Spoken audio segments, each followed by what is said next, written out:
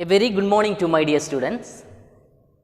Today we are actually planning to go with a poem from your supplementary reader.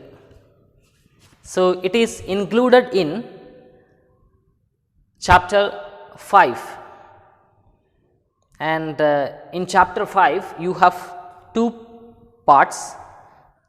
The first one is actually a prose and the second one is actually a poem. So, today here in this class we are actually planning to go with that poem. Anyway, all of you please take page number 50. So, before going to start this poem, I want to say that this is a very beautiful poem, and this poem is enriched with, or this poem is full of different kinds of varying poetic devices. And if you spend some time to appreciate the beauty of this poem, that will definitely, something very interesting. Okay. So, now if you have a glance at this poem, we can easily find that 4 seasons are mentioned here: spring, summer, autumn, winter. And if you closely look at this poem, you can also find, or if you closely look at this chapter, you can also find 4 images also, and these 4 images also explain how a tree looks like in 4 different seasons. And we can find that the foremost and the main poetic device used by the poet in his poem is none other than personification. Here the tree has been attributed a human image. Okay. And see, for example, if you take the life of a human being, how many stages are there? There is childhood, there is a younger days, there is a middle age, and there is the old age. So, likewise, the life of a tree is portrayed here in 4 different seasons. Okay. The first one is actually the spring, then we have summer, then we have autumn, and then we have winter. Okay. Now, let us take a look at the preface portion. The Tree in Season, written by Robert Fisher. A tree in spring does not look the same in winter. Let us see how its appearance and character change.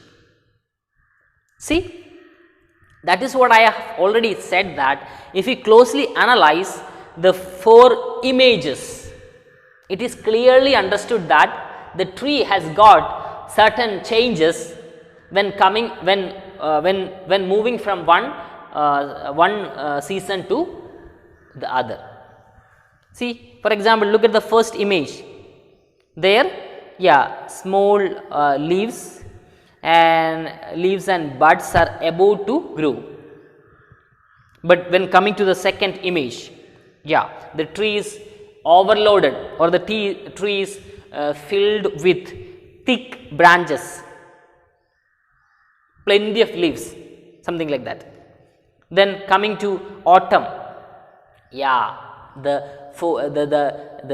leaves are about to fall, and in winter, the trees bare means empty, they do not have leaves in them, and the branches are almost covered with heavy snowfall.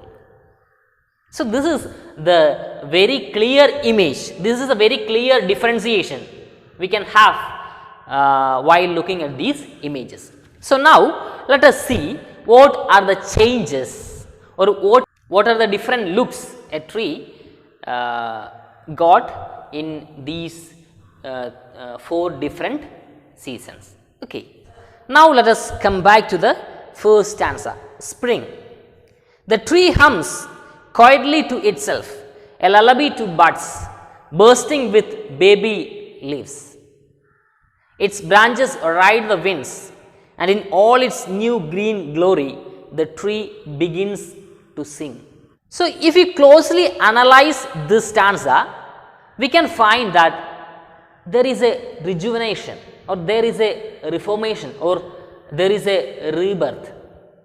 So, look at the last line in the first stanza. The tree begins to sing. The tree begins to sing. That means, till then, the tree was not at all singing anything. From that point onwards, the tree begins to sing. It might be because of many reasons. So, what is actually the previous season? Yeah, spring is actually the first season, which might be the previous season. Yeah, definitely winter. And that is what it is said that in spring the trees begin to sing. Begin to sing. The tree begins to sing. That means, yeah, this season is typically associated with a rebirth, a beginning, a reformation, or a new change. Let us see what is a change that a tree has in spring season. The tree hums quietly to itself. What do you mean by hums? Humming sound. Humming sound means make a low and steady sound. The tree hums quietly to itself, a lullaby to the buds, bursting with baby leaves. Its branches ride the winds, and in all its new green glory, the tree begins to sing. See, for example, if you look at the nature, when a soft gale or a soft wind comes, you can see that, or you can find that the trees are fluctuating or dancing in the breeze.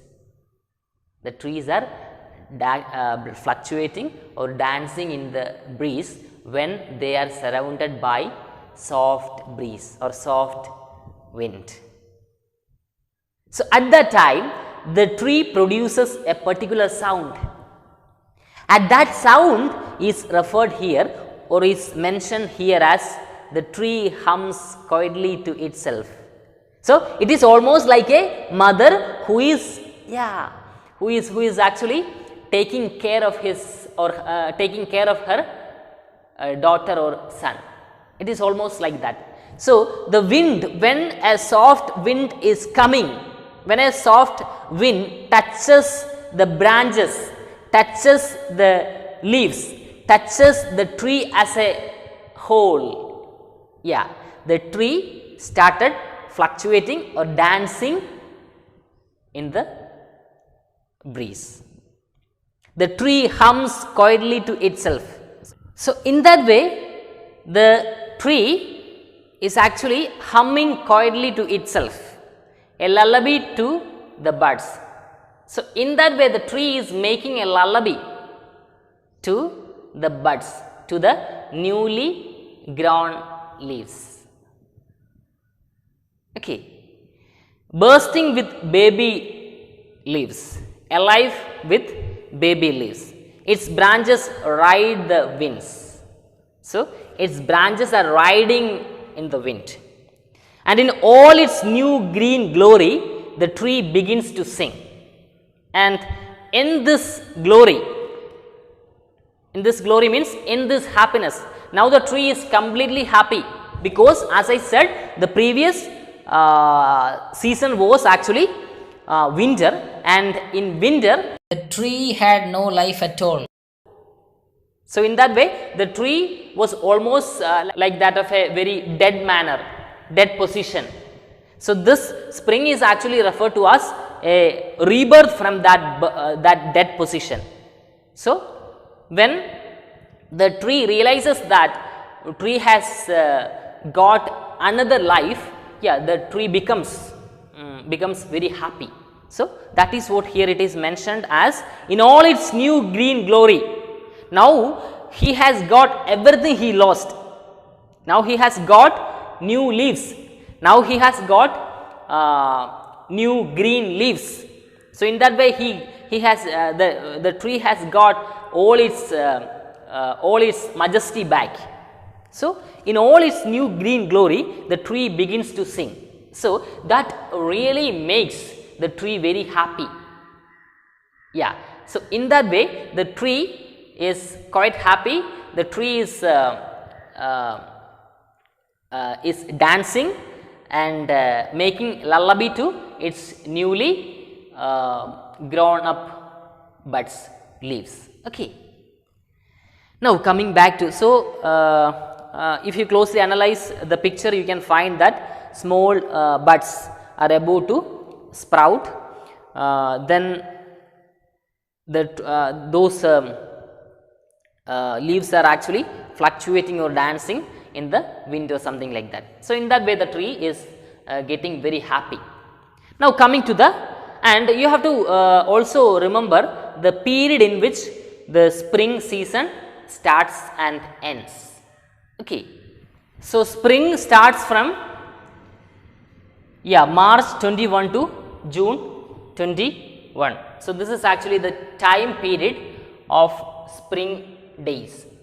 The season starts on March 21 and ends on June 21. So, this is approximately the period in which this season belongs. Okay. So, now we are actually moving to the second one, summer. The tree stretches in the sun. So, now in the previous line we have seen that the tree got its lost majesty. Now, the tree is in green glory. So, the tree begins to sing. So, adding to that point, here this particular stanza starts with the tree stretches in the sun. Again, that glory is to its higher level, to its peak level. It knows the birds that fly, the bees that run, climb and jump. From its heavy loaded branches, it yawns and digs its roots deep into the still center of the spinning earth. So, if you look at the picture itself, you can easily differentiate the spring with that of the summer. So, look at the picture. What do you find there? Yeah, the tree is overloaded with leaves. So, here in the first season or in the first image, you can only find a few leaves, only find a few leaves here and there. But when coming to the second picture, you can find that the tree is overloaded with leaves. That means now the tree has completely attained its lost majesty. Now the tree is almost like a undefeated king. Yeah, the tree stretches in the sun. That means the tree has retained or attained its lost majesty. It knows the birds that fly, the beasts that run, climb and jump. And the tree perfectly knows the birds which are flying around the tree, and the beast here refers to the animals which are used to run near the tree and which are used to climb the tree and which are used to jump from the tree. From its heavy loaded branches, and the tree has got heavy loaded branches. Now the tree is thick. Now the tree has thick branches, thick leaves. So in that way it is overloaded with branches. It yawns and digs its roots Yawns means, yeah, it is a symbol of sleep. It's almost tired and it's getting sleepy. It yawns and digs its roots deep into the still center of the spinning earth. See, for example, sometimes we may feel that the tree is not at all able to absorb its weight because of the heavy heavy loaded branches. But yeah, it digs means it fixes its root, its foundation, yeah, perfectly into the still center of the spinning earth. What do you mean by spinning earth? Spinning earth means, yeah, see, for example, now we are actually standing on the surface of the earth, but even though we are actually standing on the surface of the earth, we do not feel that the earth is rotating. Yeah, even though the earth is rotating, we can't feel that while we are standing on the surface of the earth. So likewise, even though the earth is rotating, even though the earth is spinning, the tree, yeah, the tree stands, or the tree situates without any motion. See, one may feel that the tree may soon fall because of the heavy loaded branches. It is seen as the tree is not at all capable of absorbing this this weight, but it clearly fixes its position into the still center of the spinning earth. And there the spinning earth has also another reference. What is that? It is because of the rotation of this earth what causes, yeah, the change of season. So the change of seasons is actually the net result of this rotation of this earth. So we have different climates, we have different seasons because of what? Yeah, simply because of the reason the earth is rotating. So when we say the tree digs its roots deep into the still center of the spinning earth, it may be a reference to the changing of the season due to the rotation of the earth. So when the poet mentions there about the rotation of the earth, that might be definitely an indirect reference to the changes of different seasons. Okay. And we can also find that here in this particular stanza it is said that the tree knows the birds and animals perfectly. That means now once the tree doesn't have that much leaves, the tree was bare, that means the tree was empty, without enough leaves, without enough branches. But now the tree has got its lost majesty. Now the tree has new different branches. Now the tree has new different leaves. So in that way, now it is able to provide shelter to both birds and animals. So in that way, now the tree turned as a shelter to animals and birds. Okay. And look at the time period in which this season belongs. Yeah, summer starts from June 21 to September 23. So from this we can understand that it is clearly understood that, yeah, this is a longest season comparing to the other three. Okay. Then coming back to the next stanza, the third season, autumn. The tree shivers in the shortening day. Then, till then the tree was in its majesty, in its glory, but now there occurred another change. The tree shivers in the shortening day. Yeah, it's getting shivering, it's getting started to shiver. The tree shivers in the shortening day.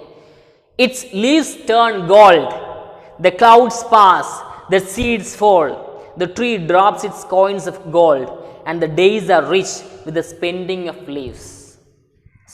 See now that majesty once the tree was in, about to over or about to finish. The tree shivers in the shortening day. Shivers when we do shiver, yeah, when it is cold. So now here the reference to the other season. The tree shivers in the shortening day. Its leaves turn gold. Now the tree's leaves are turning gold. See, for example, when the tree's leaves are about to fall from the branches on the surface of the earth, yeah, did you observe the color? Yeah, then the leaves suddenly started to change to that of an yellowish color. So that is what it is mentioned here, that its leaves turn gold. The clouds pass. All these are indications. All these are signs. All these are signs that the season is about to change. The season is switch on to another season. The clouds pass. The seeds fall. The tree drops its coins of gold. What do you mean by coins of gold? Yeah, what is actually the color of gold? The color of gold is yellow. So now which are in yellowish color, the leaves are in yellowish color. So the leaves are here compared to as gold. It is almost like appearing as gold, simply because of the reason it has yellow color. And the days are rich with the spending of leaves. See, for example, who is a rich person? And the days are rich. Why the days are rich? Why the days are addressed here as rich? Who is a rich man? A rich man spends everything in its spendthrift manner. So here the tree is also a rich man, because the tree is actually spending the leaves. The tree is actually, yeah, leaving the leaves. In that way, in that sense, we can say, we can take tree as a rich man, because now when the season is about to change, the tree is planning to, yeah, avoid its leaves, the yellowish greens, the yellowish leaves. So in that sense, we can take tree as a rich person, because the tree is spending, a rich person is spending everything too much. So likewise, the tree is also spending the leaves too much. Okay. Now we are actually moving to the last stanza, winter. And look at the time period in which autumn begins and ends. Autumn, September 24 to December 22. So it is also a comparatively shorter period, only ranging 2 months or something like that. Okay. Now we are actually moving to the last one, winter. All branches age. The tree stands naked in the storms, deep frozen, bleak and bare. Deep underground life lies sleeping. The tree sleeps and waits for the returning sun to wake him from his woody dreams. Now look at the picture. Now the tree is empty. The tree is empty and the tree has lost its majesty. The tree is empty. It doesn't have leaves. It has only branches. And the branches too are covered with heavy snowfall. Old branches ache. Ache means, you know, pain. All branches ache. Tree stands naked in the storms. So, see, for example, the branches lost its leaves. Okay, so branches lost its leaves. And the branches are also turning us very old. So when we are in our old days, definitely there is loneliness, there is pain, there is isolation, something like that. So likewise, when the branches are separated from their leaves, yeah, that actually creates a kind of pain. And one reason is that, and apart from that, the branches are also turning old. So now they are in pain. Tree stands naked in the storms. So storms here means, yeah, heavy snowfall and snowstorms. So, now the tree stands naked in the storms, the tree is empty, I just mentioned it right now, yeah, without any thick branches, without any thick leaves. So, in that way the tree stands as naked, deep, frozen, bleak and bare. So, look at the selection of words that the poet used to bring this idea to his readers. Bleak, what do you mean by frozen? What do you mean by frozen? See, for example, if you take something from your freezer, how it looks like? Frozen. That means it is almost as if dead. Yeah, the frozen things. So, likewise, it is the poet says that the tree is also in a frozen state, because yeah, the tree is covered with heavy snowfall. So, it is as if like in a freezer, it is frozen. Then bleak, bleak means unpleasant. The tree doesn't, see, for example, when we were actually in the first stanza, the tree was very happy, the tree started singing, but that happiness now gone. It is almost unpleasant, bleak and bare, empty. Deep underground life lies, sleeping the tree sleeps and waits for the returning sun to wake him from his woody dreams. See, for example, when you analyze the previous stanza speaking about autumn, you can find that the seeds also fall. It was not only the leaves that fell, yeah, the seeds also fell from the tree. So, now where are those seeds? Now those seeds are buried underground and covered with snow, and now the seeds are in a state of mind as if it is, as if something we keep in a freezer or something like that. So, now the seeds fell from the branches of the tree and it fell on the ground, and after that it is covered with snow. So, it is like deep underground life lies sleeping. Now, what do you mean by life? Life here, life. So, see, for example, a new tree is actually sprouting from where? Sprouting or growing from small seeds. So, when we take a seed, that is actually another life. So, a new tree is actually growing from a seed. So, that is what it is mentioned here as life. So, seeds are considered as life, because seeds actually provides life for another tree.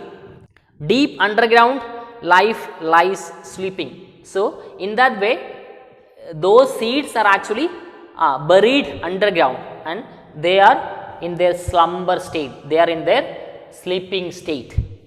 The tree sleeps and waits for the returning sun. So, here sleep can be a reference to death. Okay. Now, the tree sleeps, it is in a dead position and waits for the returning sun to wake him from his woody dreams.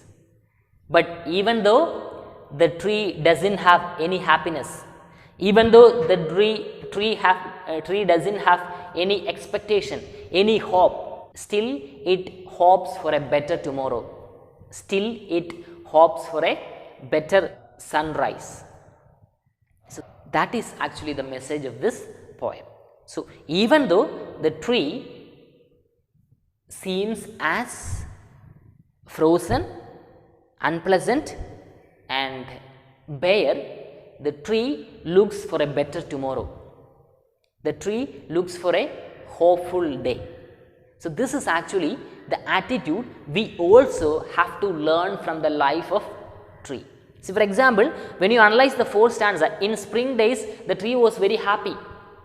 In summer it had a majestic power, and when came to autumn it had it was almost about to lost its majesty, and when came to winter, it was completely distracted and destroyed, yet hoping for a better tomorrow. So, this is actually the idea, the message we have to learn from the story of trees. So, I think this is enough because I plan to discuss the poetic devices also in this video class, but now the time is almost over. So, I think the discussion on the poetic devices and all the other things will be done in the Zoom interaction. Anyway, you have to read the poem very well and get prepared to attend the Zoom meeting. So, before that I have to I need to mention that there is visual imagery, there is tactile imagery, there is personification, there is metaphoric usages. So, there is alliteration. So, you have to find out where the poet has taken use of all these devices and come prepared for the Zoom interaction. Okay, then we will have definitely a nice interaction or a nice discussion on the varying devices applied by the poet in his poem in order to make the poem more appealing to his readers. Anyway, that will be done in the Zoom session. Anyway, I think this is a time to wind up. Thank you and have a nice day. Bye bye.